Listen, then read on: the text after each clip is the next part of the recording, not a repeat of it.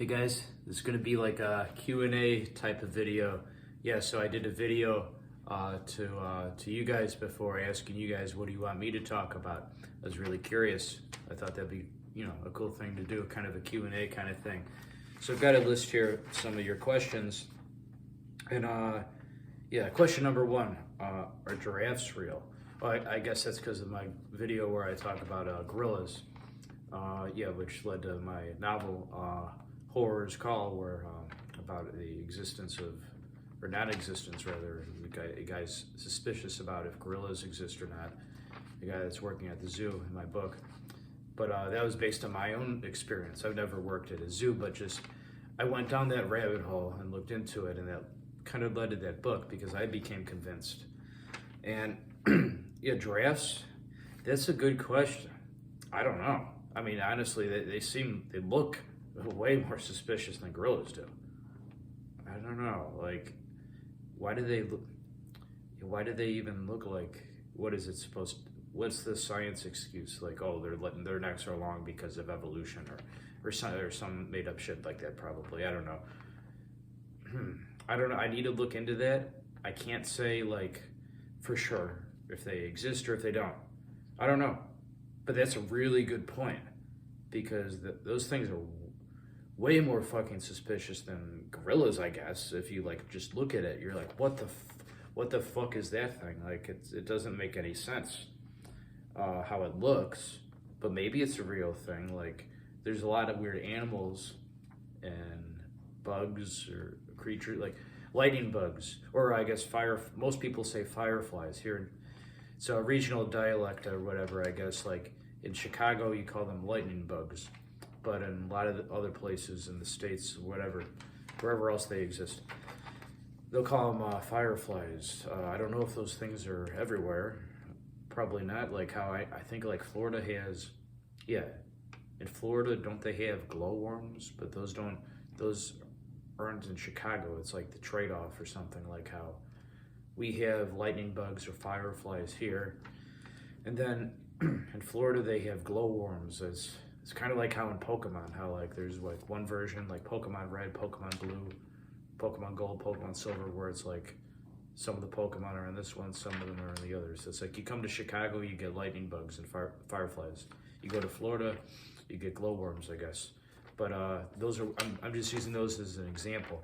Those are weird things, but they exist. Well, I always use the word exist, like in the sense, like in the real, but like conventionally real, because like I'm a Buddhist and a flat earther, so like I'm suspicious of most things that like science will say a lot of the time, because I look into it and I realize they're just making things up.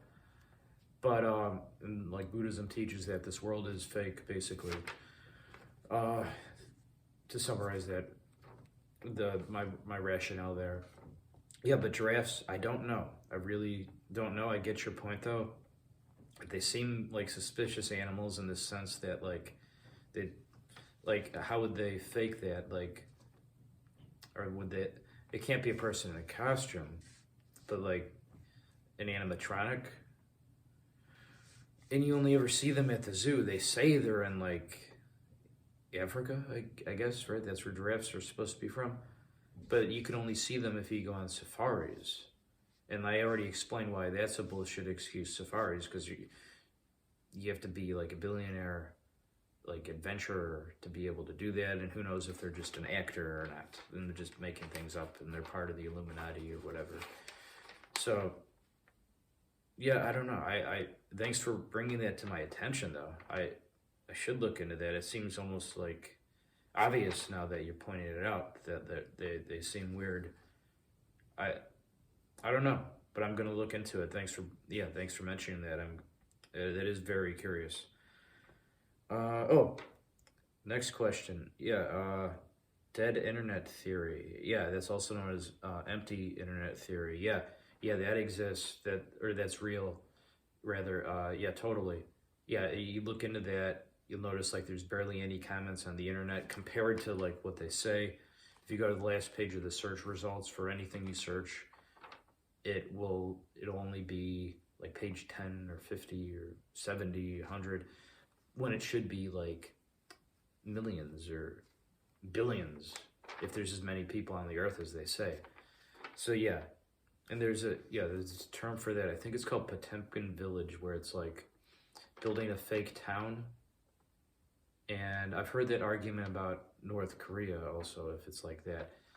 That sort of plays into what I was trying to get at about how it's like a Truman Show, it's not real.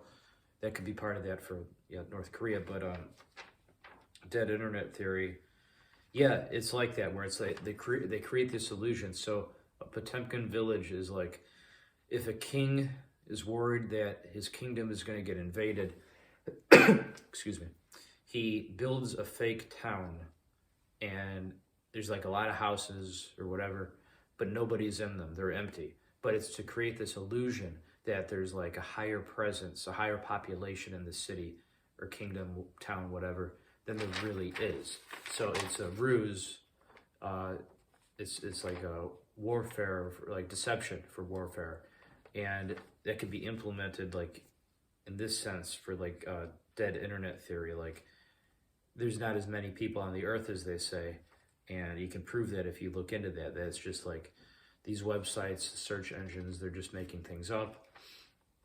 And yeah, even if a lot of people, they'll say, well, that's just if you use Google. There are other search engines, but all the other search engines use Google as like a proxy, so they're like pulling from Google. So that argument's not valid.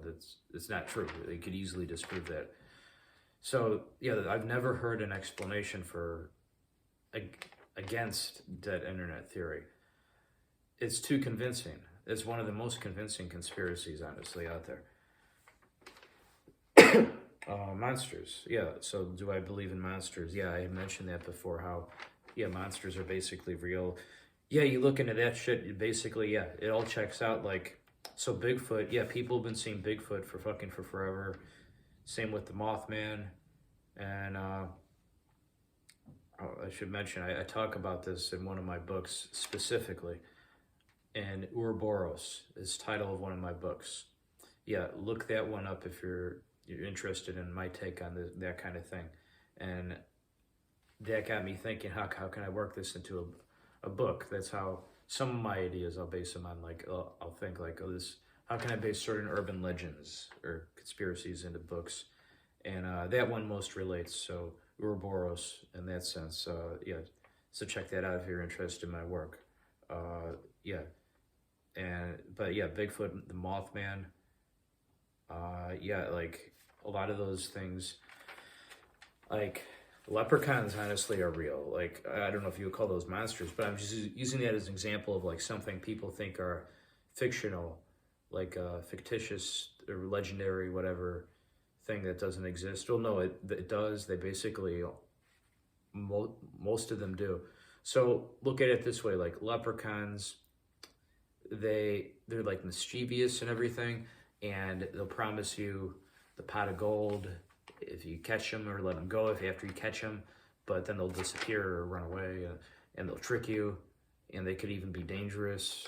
So that's kind of, it's like, you look at other legends of like, you know, like gnomes and trolls, and they're always like really mischievous. So it's probably they're talking about the same type of thing.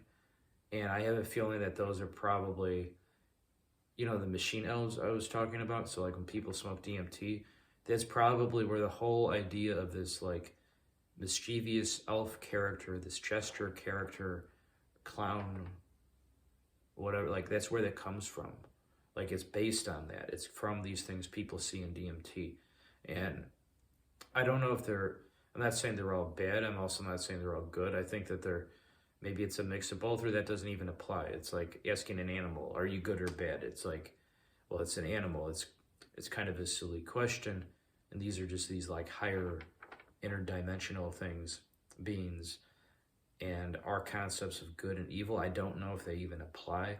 So like in Buddhism, they have the concept of devas, and that's like, to put it in an Abrahamic perspective, like angels or fallen angels, devils, so like that kind of thing. And then even, so you have like genies, and like Islam. So like some of those are like that too, and it's like how the genie can turn your wish around. That's kind of like the leprechaun, like how it promises you gold, but then it's gonna trick you and like just escape or something in the end. Whereas the genie, it's gonna like turn your wish around at you, like you wish to be made of money, and then all of a sudden your whole body is just made of like $100 bills. Like it takes the words you say. You need to phrase your words really carefully, or else they can backfire. So all of those tropes, they're probably based on a lot of the same stuff. Yeah, so that's sort of what I'm saying. And the Loch Ness monster. Yeah, I don't know about that monster. That came to my mind when thinking about this. Like that's been seen for forever. I remember seeing an article, some like journal or whatever, they were talking about how, now this is going to sound silly, but it said that like maybe the Loch Ness monster was just a whale swimming like on its back.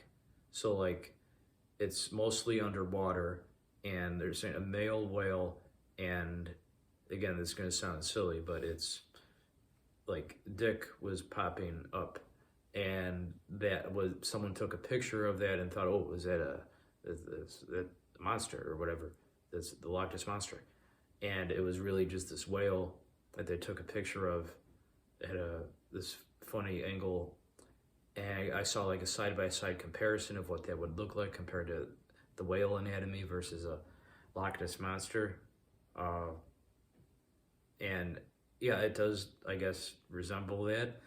I don't know, but this is from a scientific journal, so like, which tells me that maybe it's bullshit because they just make shit up a lot.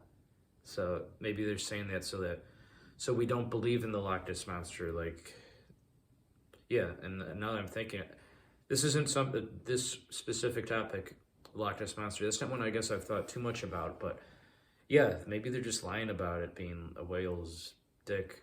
I mean, they're probably thinking, oh, let's convince people. Yeah, let's convince people Loch Ness monster is just a whale's dick, like how we convinced people the Earth is a globe. They'll fall for that. If they fell for thinking the Earth is a globe, they'll believe anything. They'll believe something as silly as this. I'm not saying it to make fun of people if they think the Earth is a globe. I'm just saying maybe it was that kind of thing.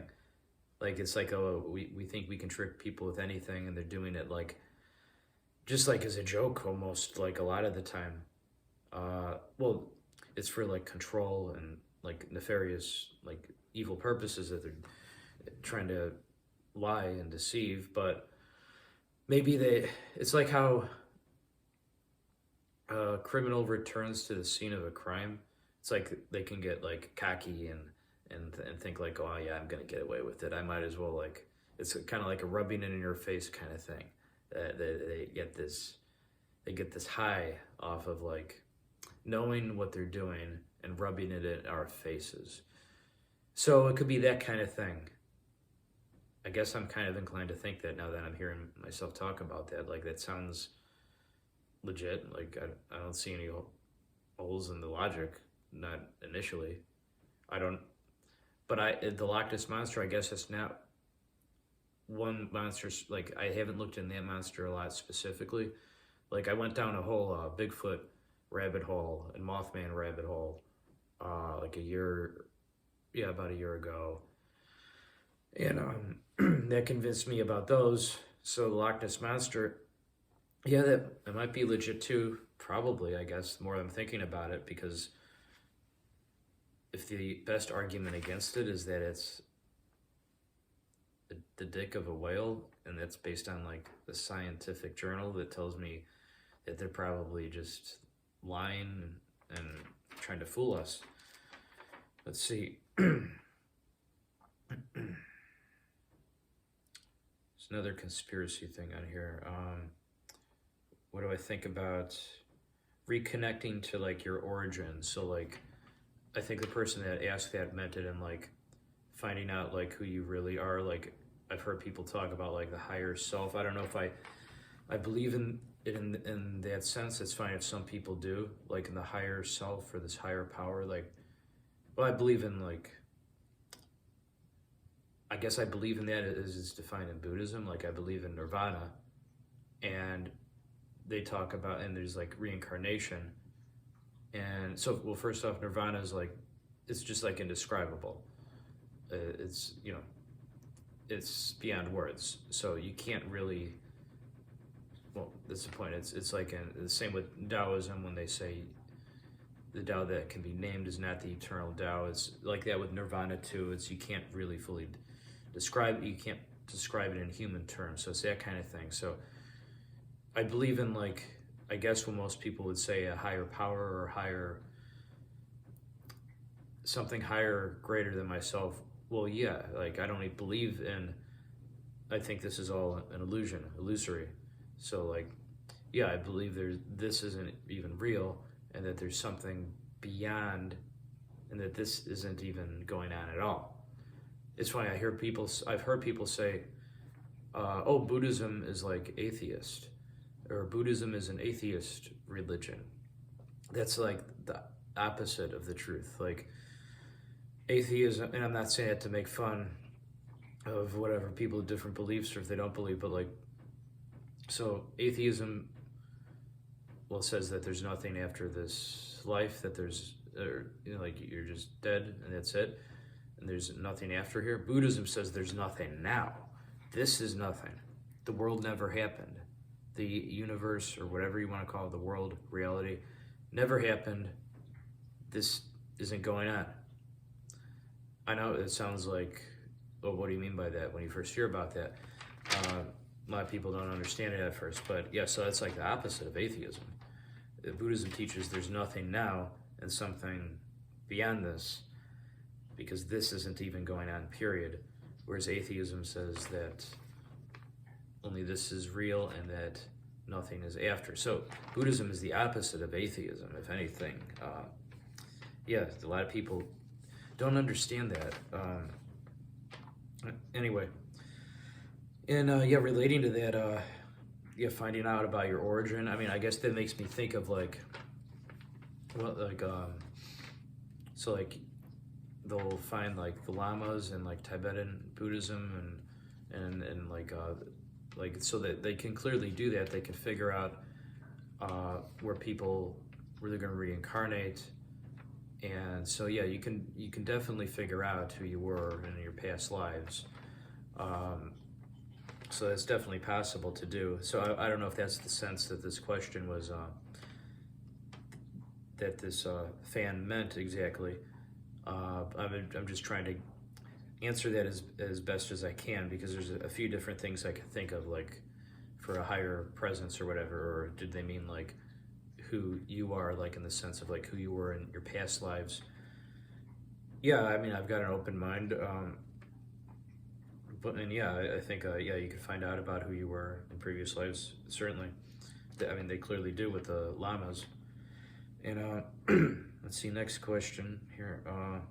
Oh, someone said they'd like to hear me talk about Howl's Moving Castle and Studio Ghibli movies more. Yeah, I had mentioned Totoro's my favorite, My Neighbor Totoro, but I love all those Studio Ghibli movies. Yeah, Miyazaki movies. So Miyazaki-san, if you're watching this, please click subscribe and tell me what you would like to see in the next video. That'd be cool. I bet Miyazaki would be a fun guy to just chill with. He seems like a cool dude. I mean, he makes such wonderful, like really happy, like wholesome movies. I don't see how he couldn't be cool to hang out with. He's got to be a cool guy. Yeah, he'd probably be a really cool guy. Yeah, to talk to and to just chill with. So yeah, shout out to Miyazaki. Hope you're doing well and everything. And but yeah, Howl's Moving Castle. Yeah, oh yeah, I love that movie too. Yeah, yeah, that's great. And I like how I've heard people say it's kind of like Japanese Wizard of Oz, almost, like where she's looking for, what do they call it? She's looking for Howl in his moving castle, but there's the witch. I think they called her the Witch of the Waste. How that's like the witch of the Wicked Witch of the West. And there's even like a scarecrow character, if I'm remembering correctly. Yeah, so yeah, Howl's Moving Castle is amazing. And I guess I've heard people say Totoro. My neighbor Totoro is kind of like uh, Alice in Wonder, like Japanese Alice in Wonderland, where the two girls at the beginning, how they find Totoro, they go down like his nest or rabbit hole or whatever, where he's living in the big tree, like how he's supposed to be a forest spirit, how they have those in Japan. That's probably true, speaking of like supernatural things. So I've been to Japan a couple of times, and the first time I was there, I was all over the place in the city areas, but even like the wilderness, and like I climbed Mount Fuji. And I remember asking them, I'm not fluent in Japanese, but I remember I was trying to, I mean, I know, so I took Japanese in high school, so I know a little bit, like, Onamayo wa F Gardner des. That's like, my name is F Gardner. So I know a little bit.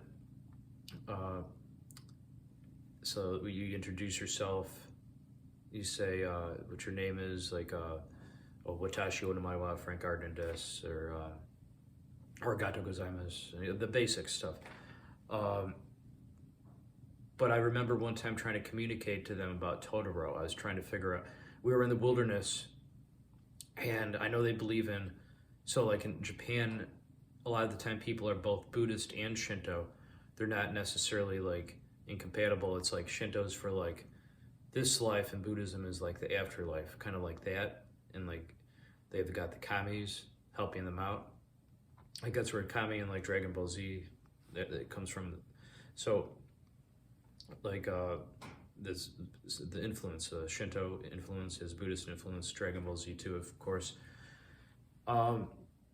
So I was asking them about, because I have an open mind and everything, and I asked them about the forest spirits and like, or the kamis, because like I guess that's what Totoro is supposed to be, like the forest spirit, a kami, the kami of the forest, like how everything in nature has a kami, a spirit.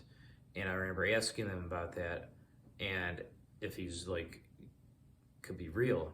Like again, like I have an open mind, like I like Bigfoot, the Mothman, Loch Ness Monster. Like I look at anything, I'm talking about Totoro, and when I'm asking them this, they're kind of giggling. They're like, they thought, like, because I don't know. I thought it doesn't sound unreasonable to me. I didn't mind that they were laughing. I guess I kind of understand.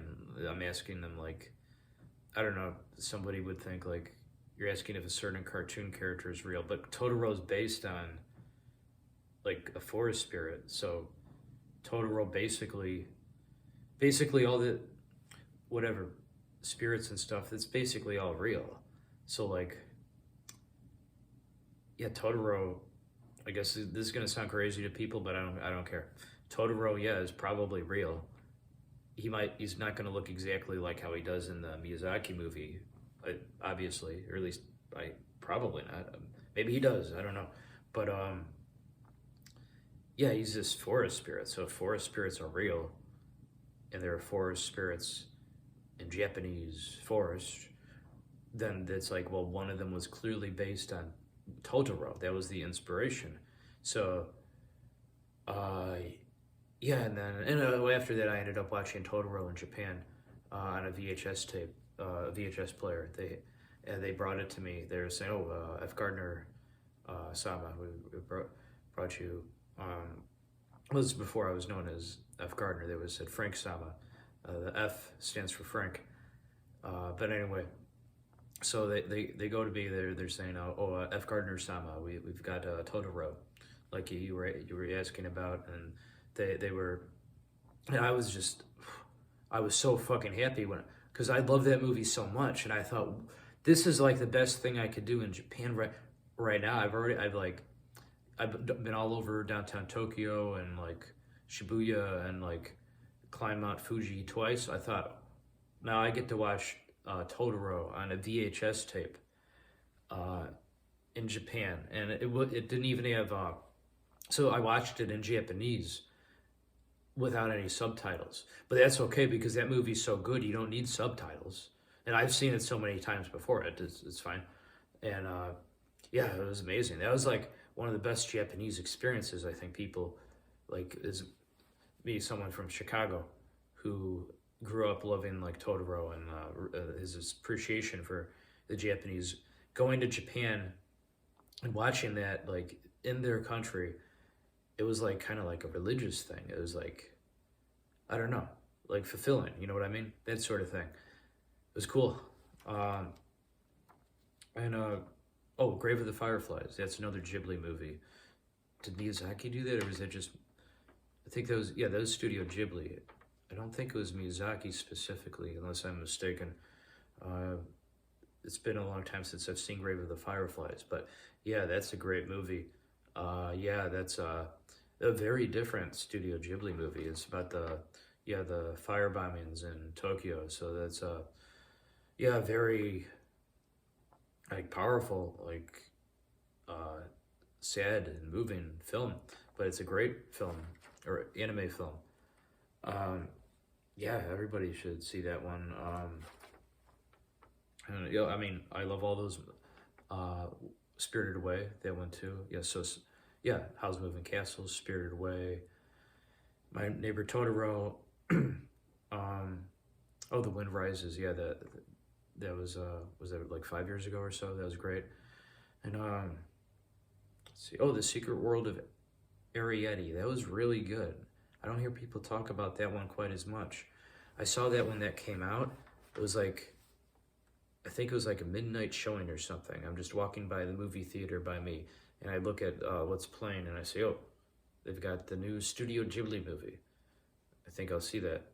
It was kind of the spur of the moment kind of thing. I mean, how could I not want to see that? It was like I didn't know it was playing yet or something, or I wasn't, I knew it was coming out, but I didn't know it was out yet. So then when I'm walking by there, I see it at the movie theater, and then I'm like, yo, one ticket for the new Studio Ghibli movie, The Secret World of Arrietty. And I go in there, and I'm like the only person in the whole movie theater, because it was like midnight. It wasn't like the midnight release or whatever. It was just like the latest possible showing. So I don't know if it was exactly midnight or if it was like 11:30 p.m. or if it was like 1 in the morning, or because the theater couldn't be open late. But I was like the only one in the theater. I had it like all to myself, and whoa, that was cool. That was also, it was like kind of like just like on like a religious kind of thing. It was just so good, and like having this whole theater to myself watching this Studio Ghibli masterpiece.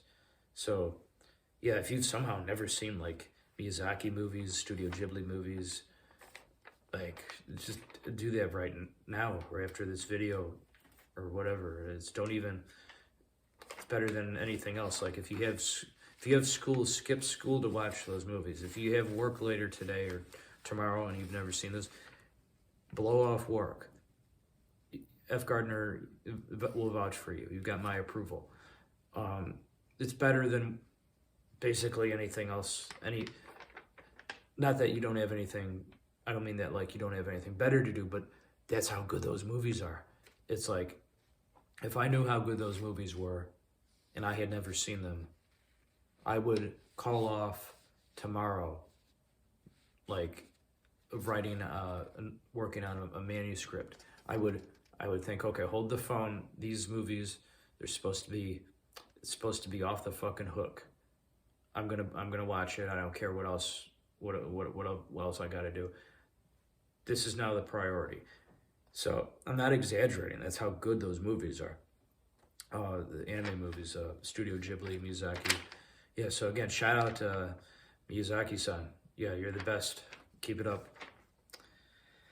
Let's see. Oh, Digimon. This person mentioned Digimon, also how Digimon was a huge part of their childhood or something, like growing up. And yeah, I had mentioned Pokemon before, but yeah, I like Digimon too. Digimon's awesome. Yeah, I used to watch that. And yeah, I like the anime was of all the Digimon stuff, because I know it's like Pokemon where it has the video games too, and all sorts of different types of like media and everything. Like he had toys, they had or action figures, trading cards too. But yeah, the anime Digimon, that was my favorite. The first season, I saw a couple of the later seasons. but the first one was so good. That was phenomenal.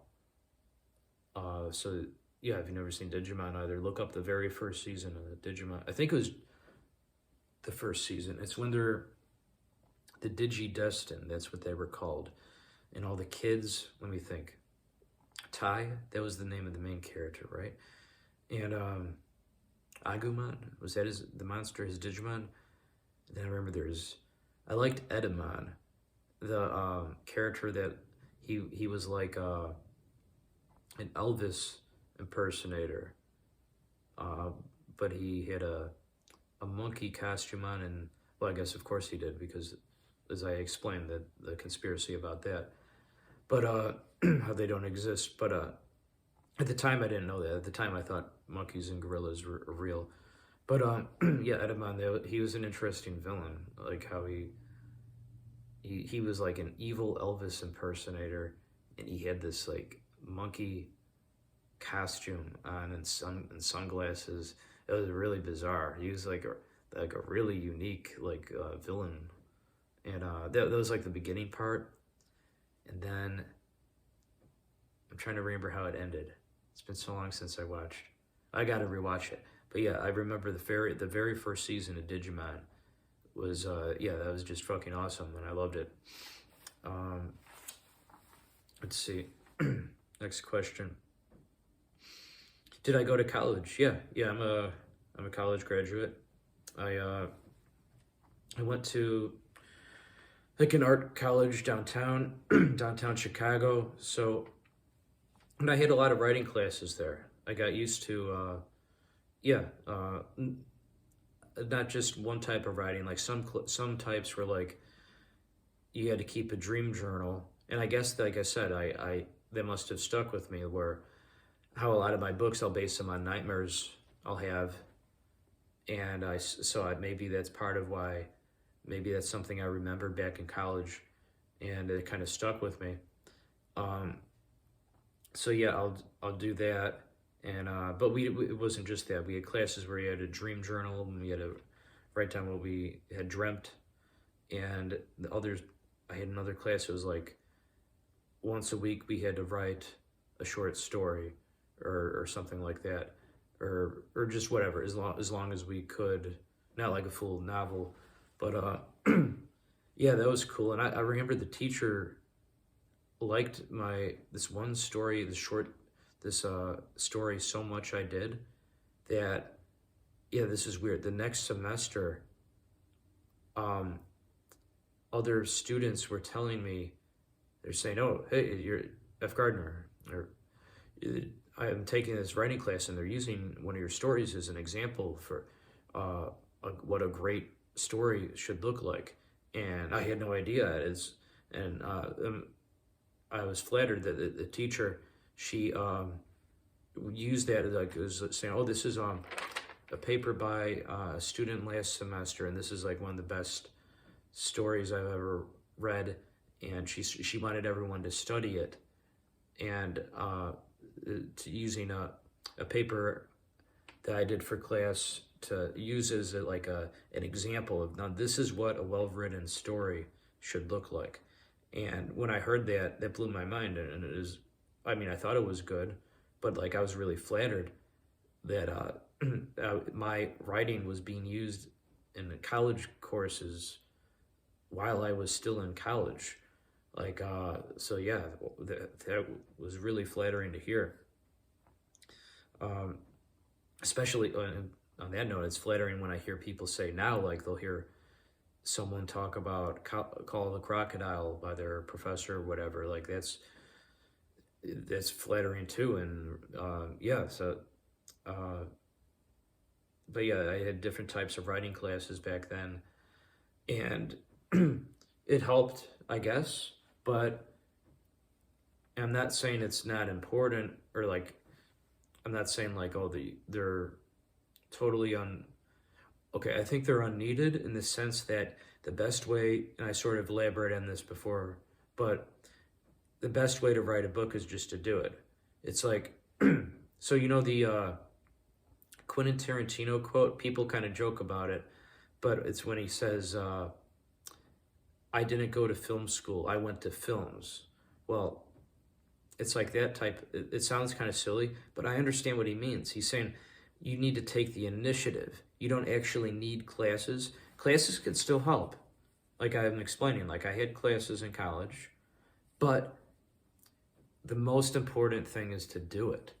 So just like what Tarantino said, like I totally understand what he's saying, because it's kind of like me. It's like F Gardner didn't go to book school. He went to books. That's like, I kind of did the same thing, even though I had some writing classes here and there. I just kind of jumped into it though once I decided to finally write. It wasn't like way back then I was like thinking, oh, this is all gonna build toward a writing career specifically. It wasn't until the past 2 years that I published my books and everything. So I've got 13 books now, called The Crocodile as my first one.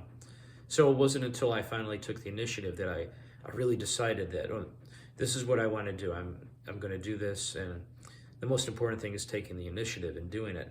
And you're going to, like I was saying before, you're going to learn more from just doing that than any class you'll ever take. So yeah, so I had like writing classes back then, but and I'm thankful for whatever teachers I had. I'm not saying that to sound unappreciative or anything. I'm sure I did learn something from there, but my point is that the most important thing of all is to actually do it yourself, like actually go out and write and not force yourself to. You still need to wait for inspiration. Like I was saying before, you can't force it. At least I don't believe you can. Some people try to, but I think you're just going to burn yourself out if you try to force it. So yeah, just take the initiative. Basically, if you're feeling this surge, this rush of inspiration, you got to act on it. That's the most important part of that. And astral projection and remote viewing. Someone wanted to know my thoughts on those. Yeah, probably real. I know some people that say it definitely is. I can't say I'm an expert on those or anything. Like I've had like really vivid dreams where it seems like out of body type stuff. So that makes me think like maybe that's when people are talking about astral projection, like the same kind of thing, except they can train themselves to do it like at will. So that makes sense to me. And remote viewing, in the same manner, in the same regard, that it's probably real, and you tap into it by a lot of the same means. And this is related to that. Do I meditate? Yeah, I meditate. Yeah, so like I'm Buddhist, so like what I'll mainly do is what's called Zazen. And that's where you go straight to emptying your mind. So like in Zen Buddhism, they teach that was the exact state of meditation that the Buddha was doing prior to enlightenment, that got him to enlightenment, nirvana. So it's basically like not doing anything in a sense, but not that it's nothing. It's just you're clearing your mind, but you're trying not to force it. So it's a very simplified explanation, but that's what I'll roughly try to do, what I regularly do. And I've been regularly doing that before I became Buddhist. I guess this kind of relates to, so I used to, when someone said, did I go to college, I guess I should add that I also went to a seminary for a little while. Wasn't a Buddhist like seminary or monastery. It was actually a Catholic one, but I'm Buddhist now. I wasn't always Buddhist, but I have always practiced Zazen, because that type of meditation is in a lot of the martial arts that I've practiced for virtually my entire life. Not limited just to Zazen, so in Korean and Japanese martial arts, so I'm most familiar with like Korean martial arts, but in Japanese too, they'll use Zazen much of the time. Uh, Chinese martial arts, it's a different. There's similarities, but Zazen is definitely what I'm most familiar with. Um, so yeah, I hope that answers your question for meditation. Um, yeah, so yeah, do I meditate? Yeah, and it's usually mostly Zazen.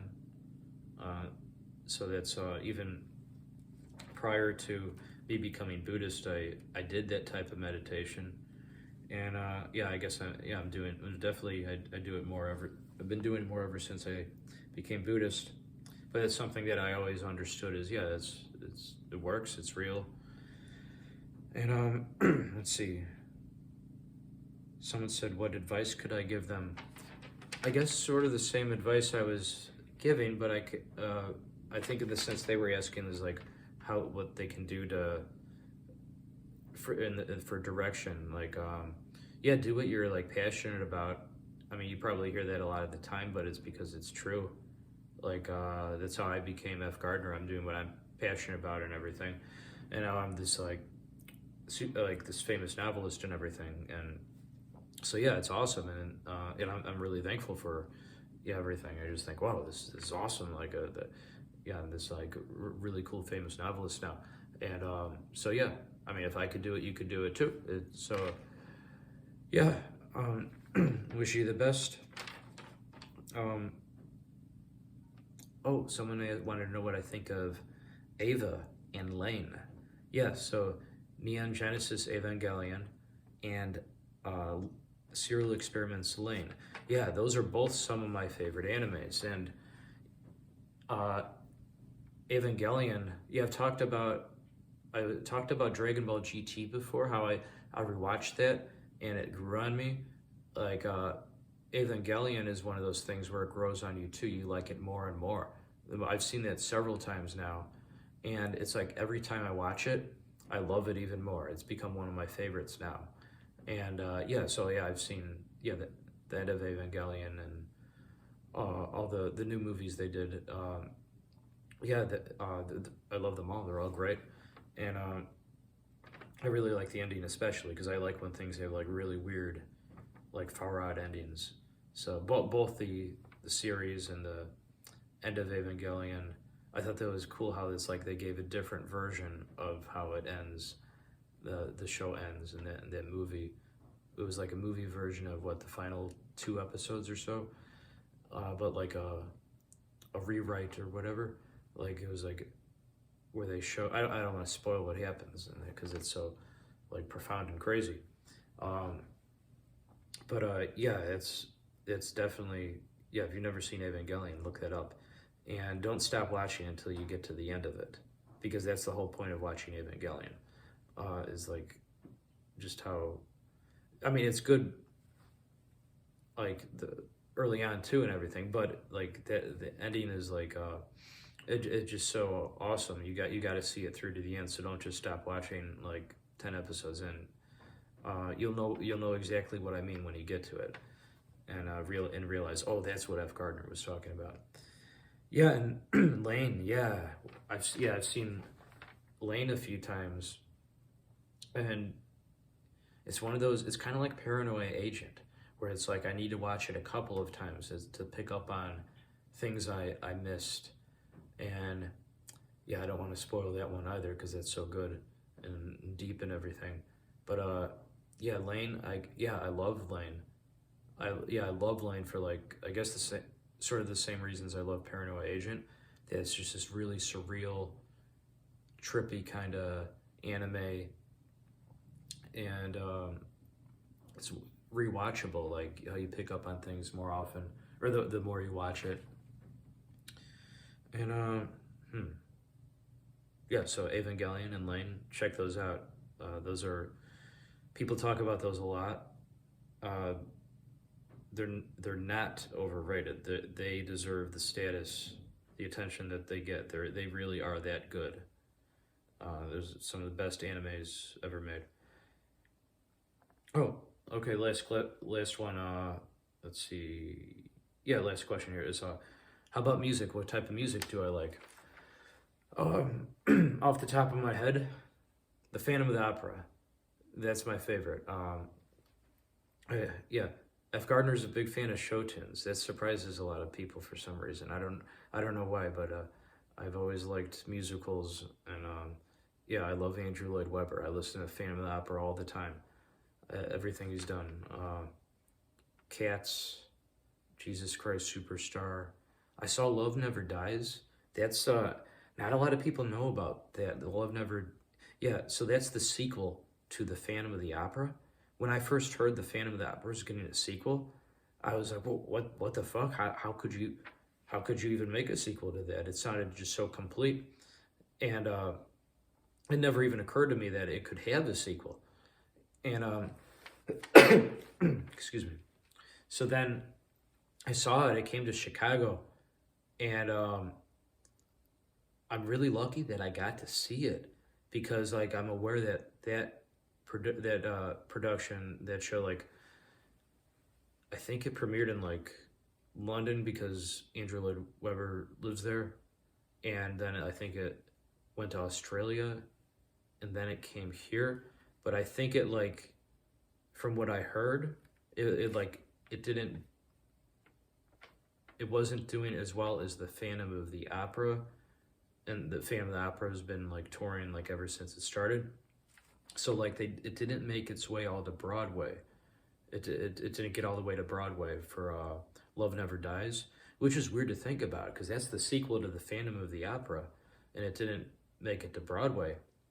And I was hearing mixed things about some people saying about it, like some people, if they liked it or didn't like it.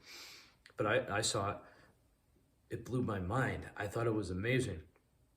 The music, the story, everything about it. Yeah, so shout out to Andrew Lloyd Webber. If you're watching this, F Gardner's your biggest fan. I love you. You're great.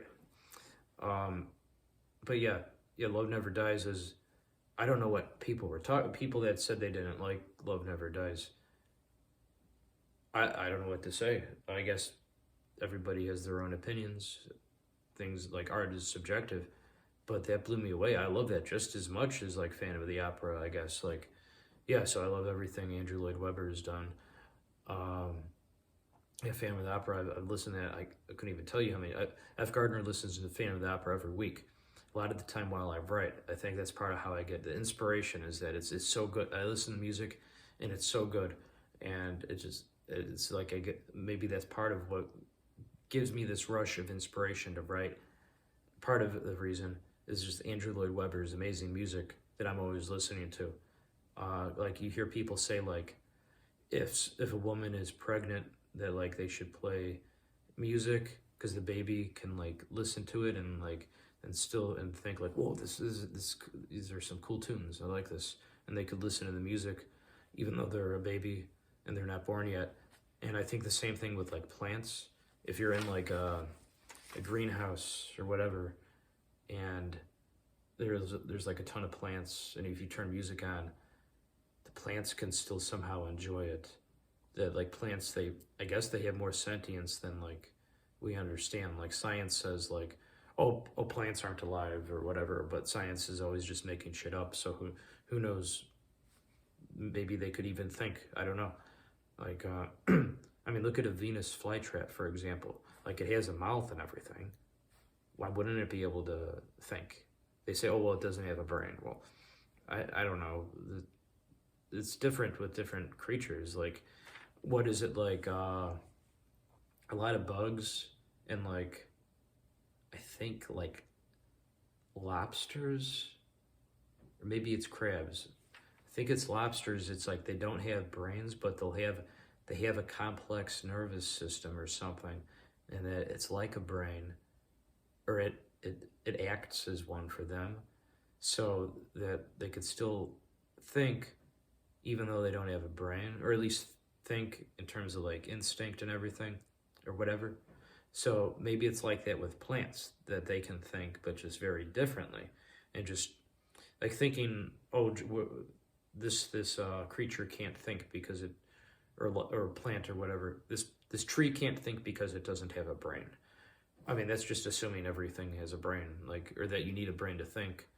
I'm not sure that's true because, like I said, like lobsters, they have this super complex nervous system, and they could still make decisions, even though they're like whatever simple decisions. But that doesn't mean they're unintelligent. They're as intelligent as they need to be. Like a dog is as intelligent as the dog needs to be, and it's so a tree. It's just that's how they are. Maybe I don't know. Oh right, yeah, music. Yeah, what other music? Oh yeah, I like Les Mis a lot too. Yeah, that also has a lot of great music. Little Shop of Horrors, I love that. Like the Dentist song and that. So yeah, I like a lot of show tunes, like or musical theater and opera. But oh, I like Vanilla Ice. I think he's like the best rapper. Yeah, he's great. Like I sort of talked about him before a little bit, but yeah, like the ninja rap that he was in the Ninja Turtles, like Ninja Turtles, that was really popular when I was a kid. That was like really fucking rad. Like everybody liked it. I still like it. I love the Ninja Turtles, and yeah, Vanilla Ice makes all the best rap music. Everybody that says he doesn't probably has never heard Vanilla Ice. So it's just my opinion. But yeah, so Vanilla Ice. Yeah, he's just such a cool guy. Yeah, and the movie Cool as Ice. Yeah, I talked about that before too. That's one of F Gardner's favorite movies. I love Cool as Ice.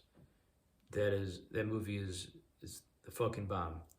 Yeah, so that's another one of those movies too. Like yeah, like if you've never seen Studio Ghibli movies, like if you've never seen Howl's Moving Castle, Spirited Away, My Neighbor Totoro, if you've never seen Cool as Ice, like check that out immediately. That is legitimately a great movie, and I hope I hope I'm getting more people to watch that movie. Like look that movie up or something. I hope more people are doing that because it's so underrated. That is like one of the best cinematic like masterpieces, I think, and because it like came out in the '90s and everything was just so fucking awesome in the '90s, and that it was like it's almost like a documentary of I said before, it's like a documentary of like how to be a Chad, the Chad meme. He's just like such a cool dude and everything, and yeah, he has this whole '90s feel to it and everything, the clothes he's wearing and everything.